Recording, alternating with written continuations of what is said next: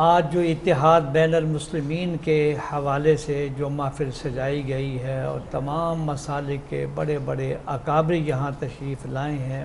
رانا صاحب میں سچی بات یہ ہے کہ اللہ کا شکر ہے آج جہاں بیٹھا ہوں تمام احباب نے اپنے دل کی باتوں سے جو اتفاق اور رواداری کی باتیں کی ہیں وہ میرے لیے انتہائی حوصلہ افزا ہے، اور سب سے بڑھ کر یہ ہے کہ انہوں نے کہا کہ وہ ایسا مٹیریل کہ جس کے اندر نفرت آمیز مواد موجود ہے اس کے خلاف قانونی کارروائی کرنے کے لیے آج جو تمام احباب نے زور دیا ہے، اور حکومت پنجاب کو خصوصاً ہوم سیکرٹری سے یہ کہا گیا ہے کہ جس وقت یہ متحدہ علماء بورڈ کی طرف سے جب تمام مسالک کے علماء کسی گندے لٹریچر پر پابندی لگائیں تو وہ کتاب پھر مارکیٹ میں نظر نہیں آنی چاہیے۔ میں یہ سمجھتا ہوں کہ باہمی رواداری کے لیے، باہمی الفت و محبت کے لیے یہ گلدستہ جو آج ہم نے یہاں دیکھا ہے، یہ ملاقاتیں اگر جیسے آج یہاں ہوئی ہیں، کل جامعہ اشرفیہ میں ہو، پرسوں جامعہ نعیمیہ میں ہو،